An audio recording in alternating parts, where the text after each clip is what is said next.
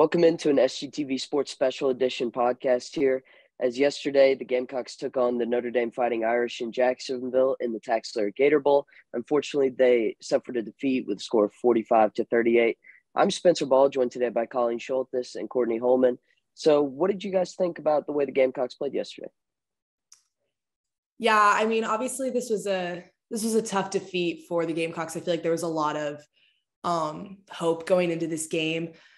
I mean, with so many players not being there for that game that did play in Clemson and did play in Tennessee, where the Gamecocks obviously showed how much potential they had. I think they played well. I think, I mean, obviously there was 2 pick sixes, which is just incredible. I mean, 2 defensive touchdowns, you would think that would result in a win for the team, but obviously that didn't happen. But yeah, I mean, I think the team played well. I think there were times defensively where we just looked tired or we could have played better. But I mean, yeah. And then obviously that one fake field goal where Kai Kroger threw to Hunter Rogers for a touchdown. That was incredible play. I mean, Xavier Legette played really well, but yeah, I think there were definitely places where we could have improved on our play defensively. Definitely. I mean, I agree with Colleen. Like, the Gamecocks showed that they were really strong. They came out in the first half, scored like 21 points. They showed they were really strong, showed that, we're supposed to be here. But also, like she said, I think the transfer portal and players entering the draft played a really big role. Shane Beamer not allowing them to play in the bowl game.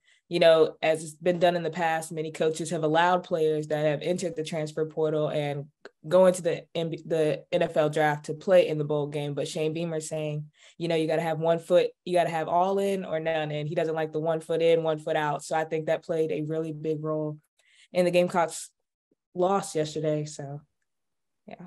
Yeah, I really, I respect that of Beamer. I think that's, either you buy in or you don't. So I like that decision. Unfortunately, it didn't help us out much. I think, especially in the second half, you could see how tired we were, especially on the offensive and defensive line. They were just wearing us down with their run game. They finished with 264 rushing yards. And you could definitely tell, especially late in that fourth quarter, that it was just, we were gassed up there and didn't really have like the depth we normally had to rotate them out as frequently. So definitely a big problem. But I really liked that we kind of didn't leave anything, we didn't hold back anything, especially in that first half. I mean, we were throwing some crazy reverses out there, the fake field goal for a touchdown, really just a lot of heart shown. Unfortunately, unable to come out with the victory, but a lot of great individual performances I think we saw yesterday. Yeah, and I think it's also important to know all of the young talent that we saw yesterday. I mean, for example, Omega Blake got in for a few plays, and I mean, just some more young talent that you're going to see within the next season. I mean, obviously you see people like Josh Van, Jalen Brooks, who were hurt, who are some of those older players who contributed so much this season. And then, like you guys have mentioned, the transfer portal. I mean, we lost Jaheim Bell. I mean, Austin Sogner.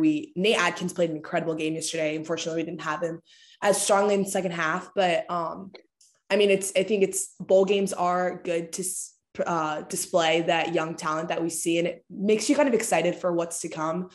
But yeah, unfortunately, I mean, they fell short in a lot of things, but I do think that there are a lot of upsides and things to look forward to in this game. I mean, you can't say that the Gamecocks played horribly. And I mean, they really left it all out there, which was good to see.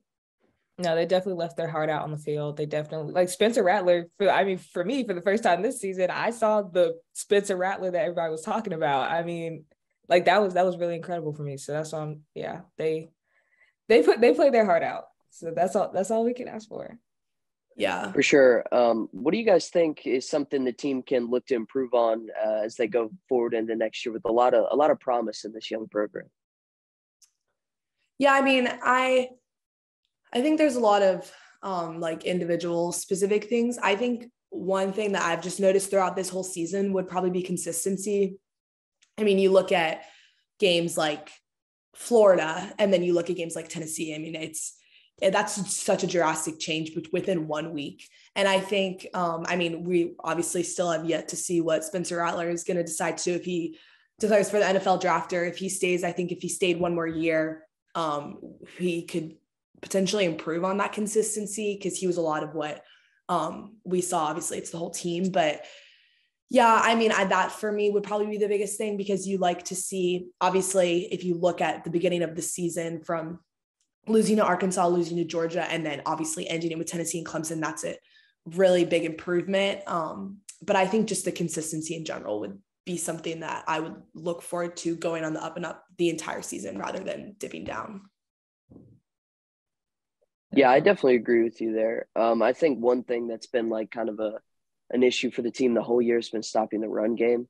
And I think that was very like prevalent yesterday. Of course, with a lot of defensive line starters missing, it wasn't like a huge surprise to me that it would be a challenge, but they had 199 more rushing yards than we had.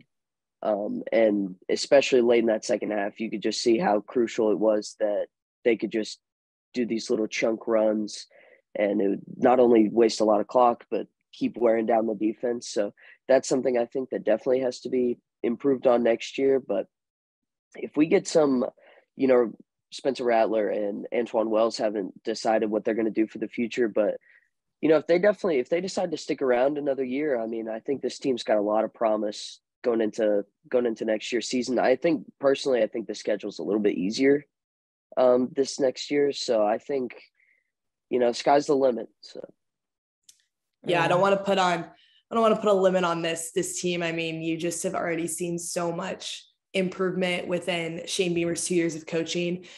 And now with recruiting obviously already playing such a big role. You can't doubt that Shane Beamer is an incredible recruiter, and we've already gotten so many 4-stars. And it's just looking forward to next season. I'm totally agree. Sky's the limit.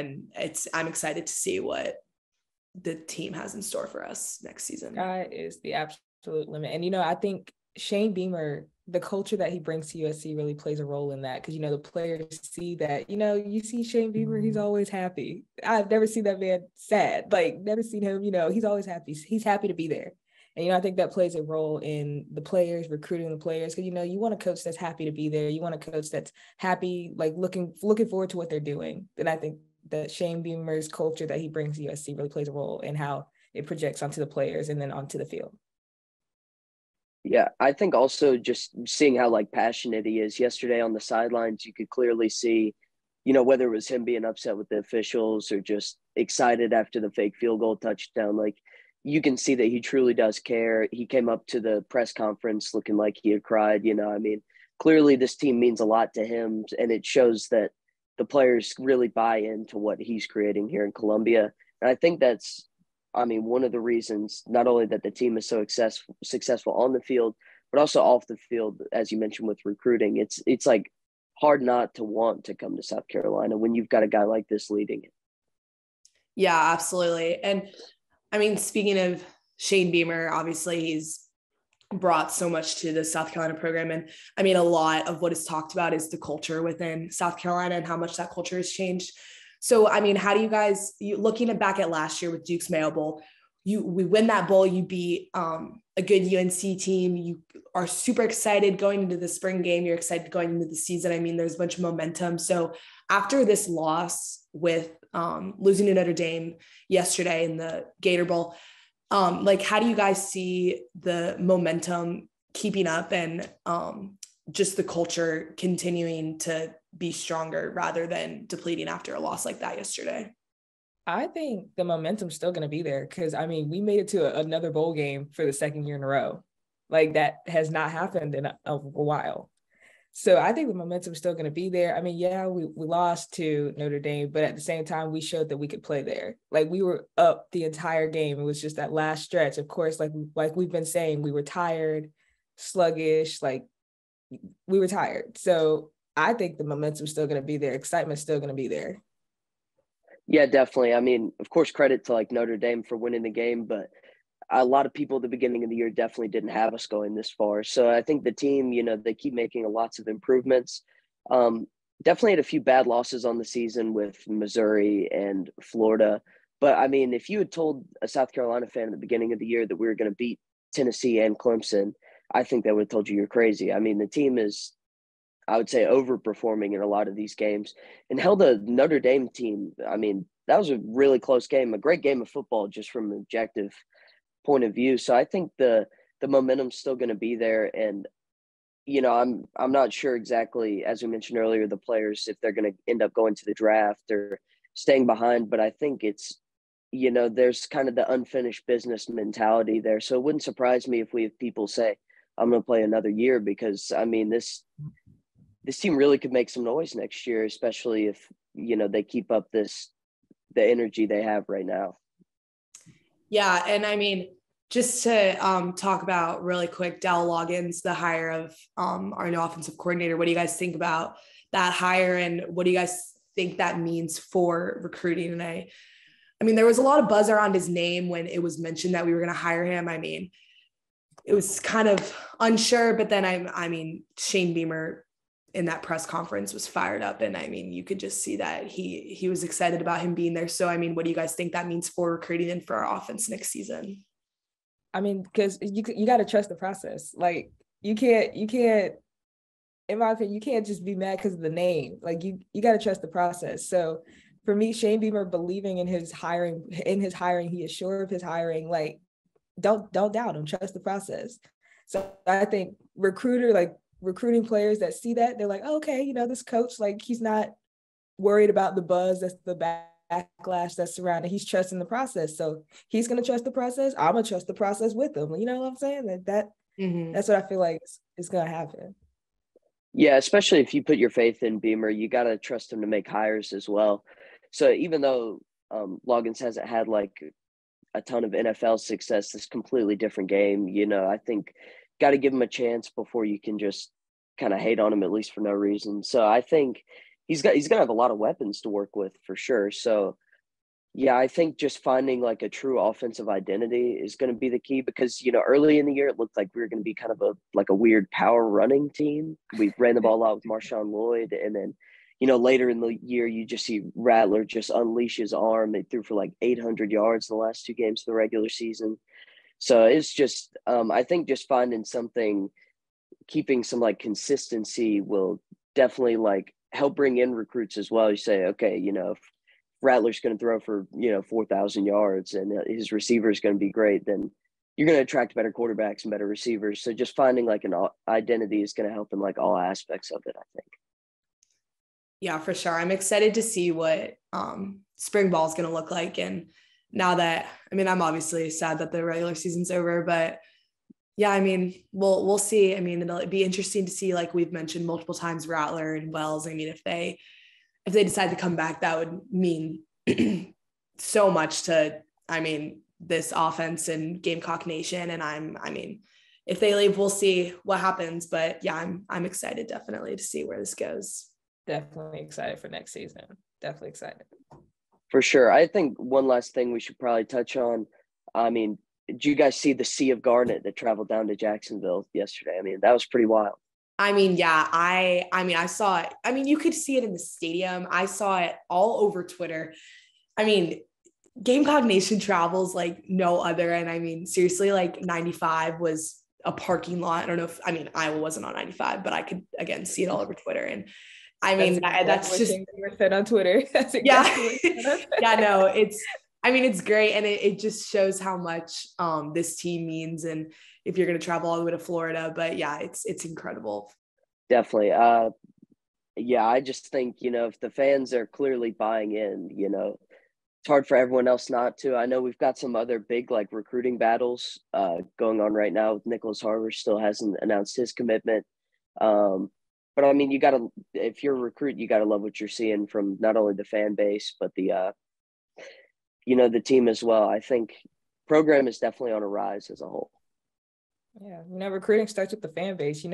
Big name recruits, they want to play in front of a lot of lights, a lot of people. If the fan base isn't there, you're not going to get the recruit. But, the fan base is starting to be here. So it's starting to show the recruits, hey, yeah, you could play here. Look at this fan base. We support, we travel. Like, you know, big name, big lights. Absolutely. Okay, I think that's all we have for this special edition on SGTV Sports. Thank you for joining us. I'm Colleen Sholtis. That's Spencer Ball. That's Courtney Hollmon. And have a great, happy New Year.